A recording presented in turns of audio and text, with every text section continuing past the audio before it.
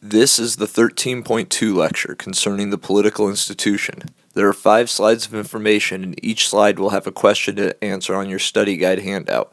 This handout will be turned in at the beginning of class tomorrow. So the first thing to do is get clear on a couple of definitions that we'll need in order to further understanding. The first term is power. We've hit on this before. Power is the ability to control the behavior of others, whether consented to or not. In nearly every modern society, power is given to the state. The state is the political authority in a society, usually called a government. The state acts according to the political institution. The political institution is basically the roles and norms that governs the use of power in society. Functionalists study the political institution by assessing the functions that government serves, including the creation and enforcement of laws, the provision of services, and the establishment of economic and social policies. Simply, functionalists try to explain how government actions help maintain stability in society. Conflict theorists focus on the different groups that compete for power in society. Obviously, the wealthy of society typically have political power, but the struggle for power between social classes, and, for that matter, the struggle for power between various wealthy people who represent differing political parties, are of interest to conflict theorists. So, for a state to have respectable power, the people of the state have to grant them power on some basis. This is the idea of the social contract. The government agrees to provide certain protections or services, and in exchange, the people agree to allow the government to rule over them. So when the people view the government as having a right to rule over them, that government has legitimacy. Political legitimacy can also be referred to as authority. Max Weber, the same guy we talked about in relation to his model of bureaucracy, came up with 3 types of authority. The first of these is traditional authority. Traditional authority is power that is legitimate simply because it has been considered legitimate in the past. It's a historical custom. An example is the passing of power from a king to his son or heir. The second type is charismatic. Charismatic authority is power that is legitimate because the people believe that the leadership possesses special characteristics that deserve obedience. Usually we see charismatic leaders pop up during times of social stress. As people look for leaders, someone who possesses great charisma is able to convince followers that they have the necessary traits to lead through the social stress. An example would be Adolf Hitler, who came to power on the heels of great economic and political stress in Germany. Finally, Weber notes rational legal authority. This type of authority is based on rules and regulations. This means that there is a constitution and a set of laws that describes the roles of government and the means of placing people in various government positions. In the U.S., we believe our government has rational legal authority. The president is elected and rules based on law and regulation. Once a president leaves office, the authority to govern is lost, at least hypothetically. It should be mentioned that some governments lack legitimacy. These governments usually use coercion as a means to maintain control, though it's also important to note that all governments use coercion to an extent. Coercion is the achievement of power through the use or threat of force.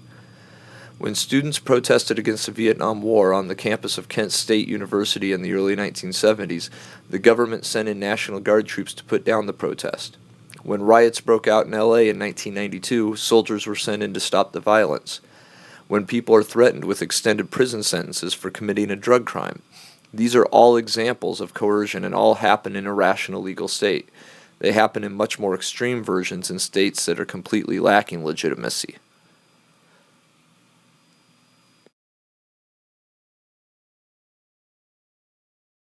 There are a couple of types of government that are worth discussing. The first blanket system is the democratic system. Democratic systems place the power in the hands of the people. People can participate in the political process. With the blanket of the democratic system, there are several variations to consider. The system that we have in the U.S. and that exists in many other modern democracies is the idea of representational democracies. In a representational democracy, the people get to vote on representatives who then make political decisions as part of government. Basically, when I voted for candidates X, Y, and Z as president and Congress in November, I voted for candidates X, Y, and Z because I felt that they would best represent my votes if I were a president or member of Congress. While a monarchy is not an example of democracy, The constitutional monarchy is a more recent development and is an example of democracy. In a constitutional monarchy, you still have a king or queen, but that king or queen is lacking any major power. They are limited by laws, and the real political power lies in the hands of an elected body. Think of England as a reference. England has a queen that is merely symbolic. She has no real power. Instead, the power lies in the hands of this elected parliament, which is very similar to the United States Congress. A third type of democracy is democratic socialism. Democracy and capitalism are typically seen as going hand in hand, largely because both give freedoms and choice to the people. However, much of Western Europe would be considered to have democratic socialism. In this system, the government employs a socialist system, meaning that the government controls industry and production. But that government also allows for people to vote on representatives to pass laws and make decisions about economic planning. Hypothetically, if the people in a socialist democracy tire of the socialist economic model, they can elect officials who will change that country's economic course. Democracies are becoming more common, largely because the conditions that typically lead to a strong democracy are becoming more common. There are four basic characteristics that strong democracies possess. These include industrialization, access to information, limits on the power of government, and some sort of shared values and the importance of people having a voice in government. The realities of these four will be discussed more in depth in class. The other common blanket type of system is authoritarian in nature. Authoritarian systems are much more common historically, but are shrinking in number in recent years. Just as a reminder, the political uprisings in Egypt, Tunisia, Libya, and Syria are examples of once authoritarian systems in which the people are, at the very least, trying to alter. In authoritarian systems, the power is in the hands of the state. This means that the average person has little to no power. There are several terms connected to authoritarian systems. One such term is absolute monarchy. In an absolute monarchy, a king or queen takes power through traditional means and holds total power. No laws or elections are around to check or water down his or her power. Dictatorships are just what you think they are. Basically, one person holds total control over a state, with no oversight by the people or a legislative body. Dictators can be placed in power in any way. They can be placed into power by a once powerful legislative body. People can elect a dictator into a position, or a dictator can take power by force. Really, it doesn't matter how a dictator comes to power, it's how much power they exercise once they are there. If a dictator takes power through the use of revolution and force, then that government is a junta. The government in Myanmar, formerly Burma in South Asia, is a junta. The most extreme form of an authoritarian system is a totalitarian state. In a totalitarian state, the lives of individuals are strictly controlled, as we've seen in Stalin-era Soviet Union, Hitler's Germany, and North Korea. While authoritarian systems are the oldest government systems, the totalitarian state is a more recent development, largely because technology has allowed for greater surveillance of individuals, which can then lead to an extreme limiting of individual rights. Sociologists really want to know why people submit to authoritarian rule.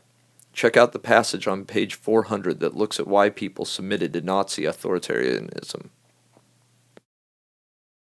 Finally, we need to look at the American political system.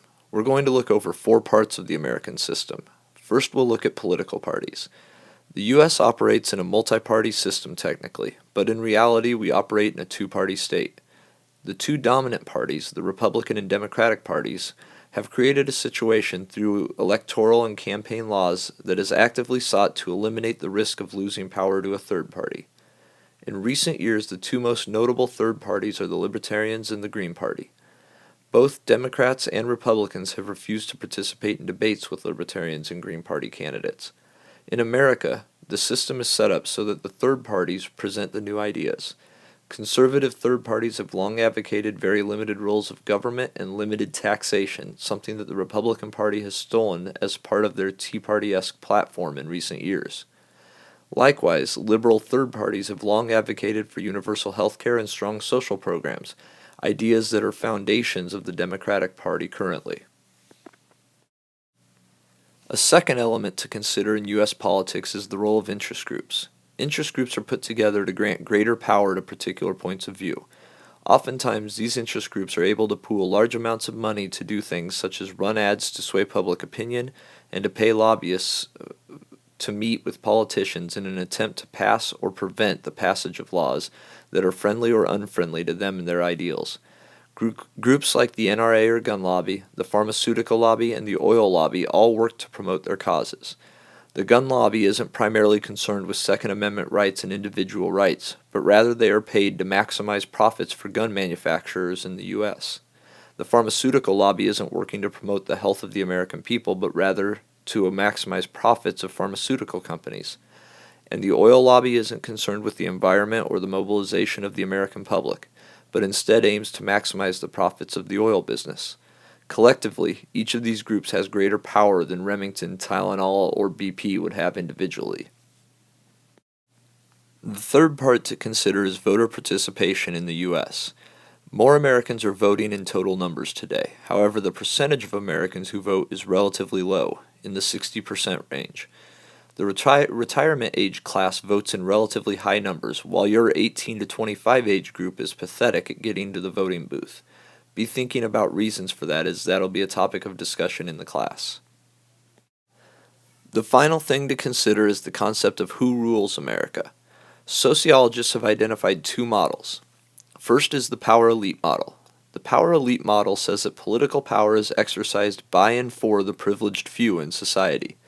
They point to examples such as the Bush, Kennedy, and Clinton ruling families and their extensive influence in American politics. They see a Congress that is dominated by a class of millionaires, of which congressional turnover is relatively rare. So there is obviously evidence to support this model. The other model is the pluralist model. The pluralist model says that power rests in the hands of the interest groups.